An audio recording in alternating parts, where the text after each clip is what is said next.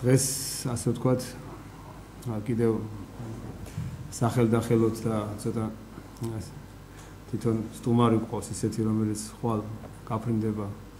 ათენში ათენის უნივერსიტეტის თეოლოგიის ფაკულტეტის სტუდენტი მიქაელ ფერაძე ჩვენ ახლა აგერ ელექტრონულ საბუთებთან დაკავშირებით მიმდინარე მოვლენები, როგორც საპროტესტო მიტინგები ამ ყოველფერთან დაკავშირებით, მიქაელ, გადის ეს. აი, მე მინდა გითხრათ, რომ აი ეს ახლა კადრებზე ვხედავთ გამოსვლებს, რომელიც ჩატარდა ათენში, ჩატარდა 3 დიდი შეკრება მორწმუნეებისა. ამ პირადად მეც ვიყავი მონაწილე აი ამ აქციისა. და სხვათა შორის თქვენ იცით რომ საბერძნეთში არის ორი სტილი, ახალი და ძველი და აი ამ სწორედ ელექტრონული კარტების წინა პირადობის მოწმობების შემოღებამ გააერთიანა ეს მეძველ სტილენი და ახალი სტილზე მყოფი ქრისტიანები და პირდაპირ ითქვა იქ რომ ჩვენ აღარ გვაქვს არაფერი გასაყოფი ამ საკითხში, ჩვენ ერთად ვგევართ ამის წინააღმდეგ ყველანი და იყო ძალიან დიდი რაოდენობა 50000 კაცი შეიკრიბა სამჯერ და კიდევ არის დაგეგმილი ახლა ზაფხული იყო უბრალოდ აი შესვენება და ამის გამო ფაქტიურად საბერძნეთის პარლამენტმა გაითვალისწინა ხალხის ესეთი აღელვება და შეაჩერა კანონის განხილვა. იქ არ არის მიღებული, განხილვა ხდებოდა და იქ მხოლოდ კანონპროექტის დონეზე. კანონპროექტის დონეზე და იქაც მთავრობამ კანონპროექტი საზოგადოებრივ განხილვის საგნად აქცია. ეს ძალიან მნიშვნელოვანია ამის თქმა, იმიტომ რომ ჩვენთან სამწუხაროდ მე ვერ ვნახე ესეთი რამ რომ რამდენადაც ჩემთვის ცნობილია ხა მე აქ არ ვარ ხოლმე, მაგრამ რამდენადაც ჩემთვის ცნობილია საზოგადოებრივი განხილვის საგნად ეს საკითხი არ გამხდარა საბერძნეთში სხვანაირი სურათია და სხვა შორის საბერძნეთის მაგალითი ჩვენთვის ძალიან ნიშანდობლივია, იმიტომ რომ საბერძნეთი არის ევროკავშირის ქვეყანა და ევროკავშირის ქვეყანა, რომელსაც აქვს დიდი გამოცდილება ევროკავშირში და მართლმადიდებლობის პოზიციების ასე ვთქვათ დაცვისა და მართლმადიდებლობის ჭრილში დანახვისა ევროკავშირის ასე ვთქვათ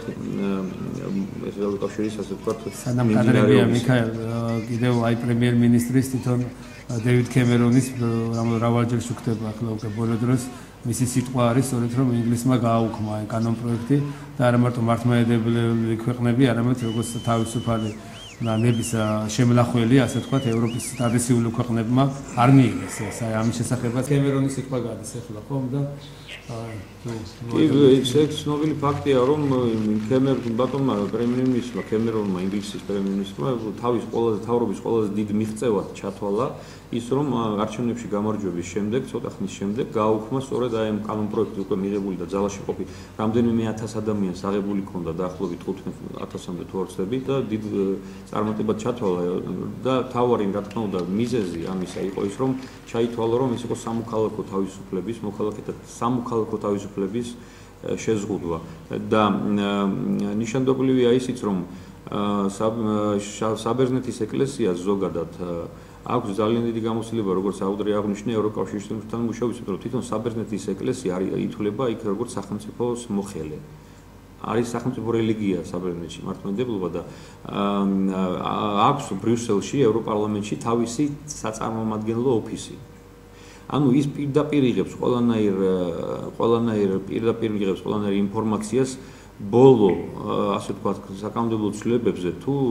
აი რაჭიბოროტო საკითხებზე რაც დღეს ხდება ჩვენს გარშემო და მინდა აღვნიშნო ისიც რომ ეს საკითხები ფართო კავშირში არის რა თქმა უნდა გლობალიზაციის პროცესებთანაც, რომელიც ხაზგასმით აღნიშნეს 10 მინუტის მამებმაც და ამბობენ რომ გლობალიზაციის პროცესებთან კავშირის გამო უნდა განიმარტოს კონკრეტულად ეს არის ეროვნული მასშტაბების თქვათ პირადობის მოწმობების საკონტროლო სისტემა თუ ამ პირადობის მოწმობების კონტროლის საშუალებები რომლებიც ეძლევა სახელმწიფოს გამოყენებული იქნება ევროკავშირის თუ სოფლიო დონეზე თქვათ სხვა სახელმწიფოების მიერაც. ანუ გულისხმობ ის ბაზა რომელიც იქმნება მონაცემთა ბაზა და ხდება აღრიცხვა ელექტრონული ადამიანების და შევეხებით უფრო ფართედ იქ შემდეგ როგორი ტიპის აღრიცხვა ხდება და როგორი მონაცემების შეტანა ხდება იქ საინტერესოა ძალიან მნიშვნელოვანია ეს რატომ მირღვევა იქ ჩანს სწორედ ადამიანის პიროვნული კონფიდენციალური ინფორმაცია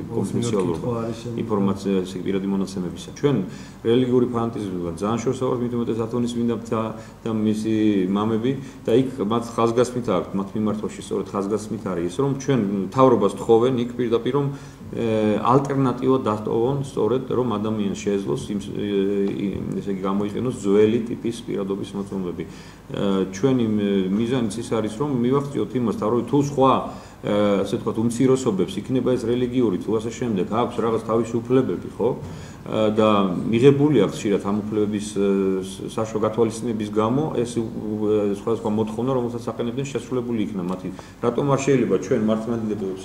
ჩვენი მოთხოვნა გაითვალისწინონ ჩვენმა მთავრობამ და ალტერნატივა დატოვონ იმისა რომ გვინდა ავიღოთ თუ არა ახალი ტიპის პირადობის მოწმობები მე მგონი ძალიან ადვილია ამის გაკეთება უბრალოდ სურვილია ჯანსაღი სურვილის ქონა ხო თან მით უმეტეს ეს არის პრაქტიკა ამისი ამ ნებაყოფლობითობისა სხვა ქვეყანაში და თითქოს ევროპული ქვეყნის კურსი თუ მივდივართ მაგრამ ეს არის სუფთა საექსპერიმენტო კუთხით გაკეთებული რომ აქ ნება არ დაუტოვონ და მე მგონი ცოტა გეგმასაც უსრულებენ იმიტომ რომ მე ვიცი რომ თვითონ ევროკავშირსაც აქვს კანონი რომ ასე ვთქვათ ქვეყანაში რელიგიური ნიშნით არ აქვს უფლება რამენაირი ტიპის საბუთი ეს არის შეუცვლელი კანონი ევროკავშირის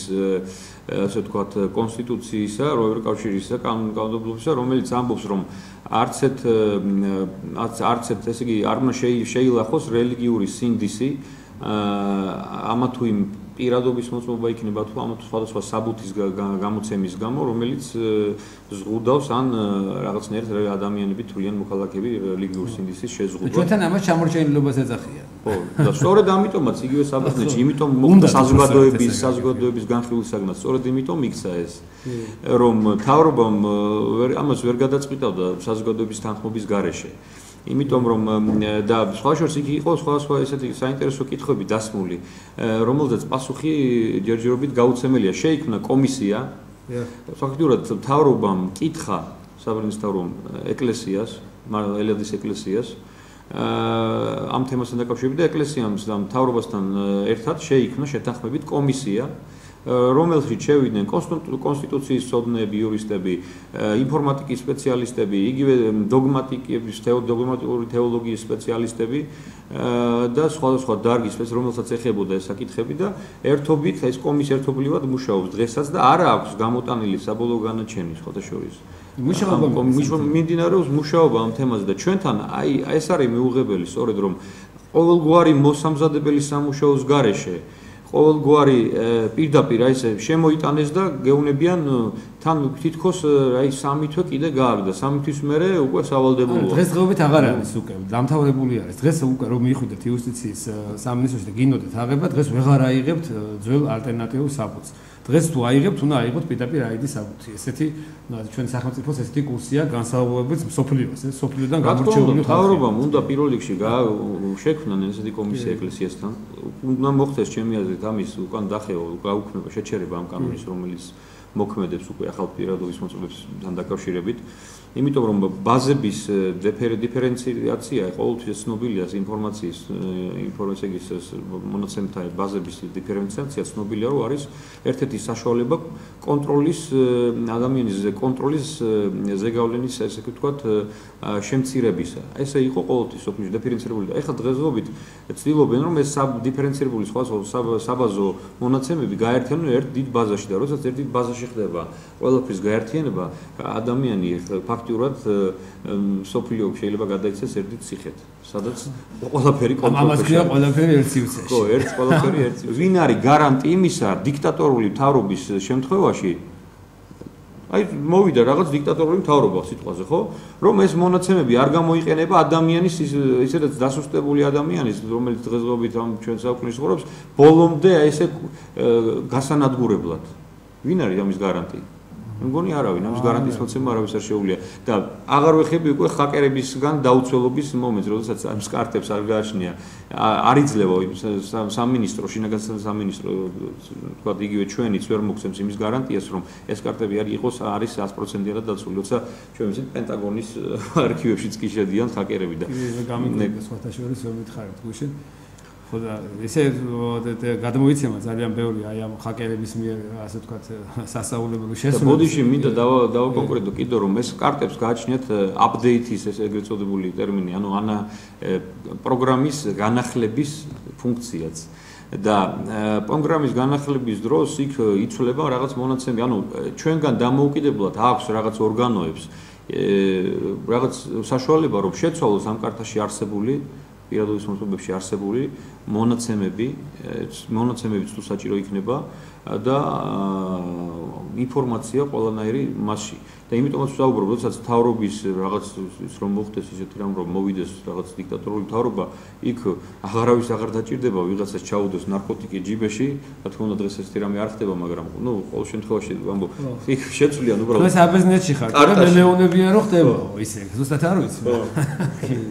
ეს პათემანდა შეცვლიან იქ მონაცემებს და ფაქტობრივად შავსიაში აღმოჩნდება ადამიანი და ეხლა მე რა საშუალებებით შეიძლება დაიცვას ადამიანმა თავი ჩემთვის გაუგებარია. აი ერთ მაგალითს მოვიყვან, აი ჩიპები რომელიც აქვს ესე ვთქვათ ახალ ტიპის პირადობის მოწყობებს აღმოჩნდა ესეთი რამ რომ თუ შენ გატეხეს, ანუ ჰაკერის ფუნქცია შენ შეასრულე, შენი კარტის კოდები გაიგე, შენ ისჯები კანონით. ანუ ფაქტობრივად ის რაც შენ გეკუთვნის თან შენ არ გეკუთვნის, ანუ ის გამოდის რომ არის ისეთი ინფორმაციები შიგნით, რაზეც შენც კი არ მიგიწვდება ხელი. ეს არ უნდა ვიცოდე, ეს არის სხვა შორის წარმოგვიდგინეთ ჩვენ კანონ პროექტი, რა არის კონკრეტულად. აი საარჩევნო კანონში სწორად გამოჩნდა საბერძნეთში აი მომენტი, რომ არის რაღაც ინფორმაცია იქ, რომელიც შენ არ უნდა იცოდე და თუ შენ შეეცადე და გატეხე და აღმოაჩინე იქ რაც არის, ამის გამო შეიძლება დაისაჯო კანონით. შეიძლება კი დაიჯერა კანონით. ეხლა წარმოიდგინეთ, იგივეა ეს ჩვეულებრივი პირადობის მოწყობის რომელიც არის ქაღალდი, რომელზეც წერია შენი სახელი და რა არ არის იგივე არანაირი საერთო არ გააჩნია. უფლება აქვს დღეს აი ესეთ ახელაღებით, ვინც არ უნდა იყოს კიდე სასულიერო პირი, კიდე სახელმწიფო მოხელე რომ უთხრას ადამიანებს რომ აქ არაფერი საშიში არ არის. როცა არც საჯაროდ, არც კომისია ვერ შევქმენია. მე მინდა ეს ვერანაირი ეს ყაი ძალიან მტკივნე ესე შეიძლება რომ ესე თითქოს პრო სახელმწიფოს მსახური გამოდის ამ დროს. უცნაური სწორედ ის არის, როდესაც სხვა თემები ჩვენი ქართული ეკლესიის რეალობაში გადავხედოთ წარსულს, რაღაც საეკლესიო საკითხებთან დაკავშირებით დავები წარმოიშობოდა ხოლმე. ეს იქნებოდა ჩვილყმათა შესახებ ეკუმენიზმის შეხედვით შემდეგ ყოველთვის გაისმოდა ჩვენი საეკლესიო იერარქიის მხრიდან ესეთი განცხადებები, რომ აი რას ამბობს ათონის წმინდანთა, ან რას ამბობს საბერძნეთის, ან რას ამბობს სხვა დაეკლესიის აი სინოდი. აი მაშინ კითხულობდნენ, ეხლა გაუგებარია, ეხლა აღარ კითხულობენ ამ საკითხს და ითვალისწინებდნენ ძალიან კარგად თან აი ყველაზე ვერ ვიტყვით, მაგრამ არიან ეს ერთეულები. და ეხლა უცნაური ის არის, რომ მთელი ათონის წმინდანების კინოდი, შემდეგ მთელი საბერძნეთის ეკლესიის მიტროპოლიტები პირდაპირ ხდება აქციების ორგანიზება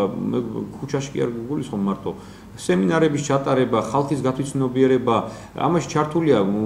საბერძნეთის იერარქიის უმრავლესობა, დიდი უმრავლესობა, რომ ხალხი გააცნობიეროს და ერთად დავამატებდი, რომ თითქოს არის საუბარი იმაზე, რომ აბა სად არის ქრისტიანების დევნა და სად არის ასე ვთქვათ შიგნით ჩადებული სუფევა, რომელიც მაცხოვრებელ მესამე გამოსვლის დროს ეშმაკმა შესთავაზა. ყველა პრივილეგიას თუ კი ამ ქვეყნად რამე არსებობს, ჩვენი იუსტიციის სამინისტრო სთავაზობს ამ ელექტრონული საბუთის სახიდან. მეტი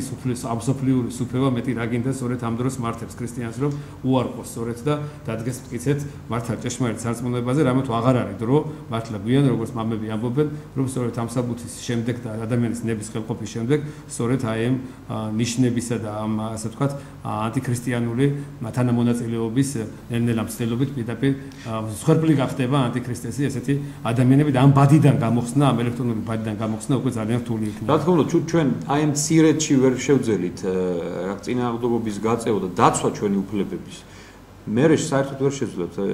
არიდებას იგივე ანტიკრიზის ბეჭედზე, რომელიც საუბარია ფულის ელექტრონული გაუქმების შემდეგ, მართლა ვერ შეძლებს ადამიანი ვერ ჩიპიც და იმ სახით უკვე დღეს გვაქვს ამ სახით. თუ ეხლა ჩვენ არ დავდექით მოწოდების სიმაღლეზე და თუ არ მართლა მოუწოდებთ იგივე მთავრობასაც, რომ მოგცეს ალტერნატივის საშუალება. აუცილებლად ჩვენ აი გვაქვს სექტემბრამდე ეკლესიის იერარქიასაც მოუწოდებთ, მათ შორის რომ ხალხს ნუ დატოვებენ მარტო ამ პრობლემის გადაწყვეტის წინაშე და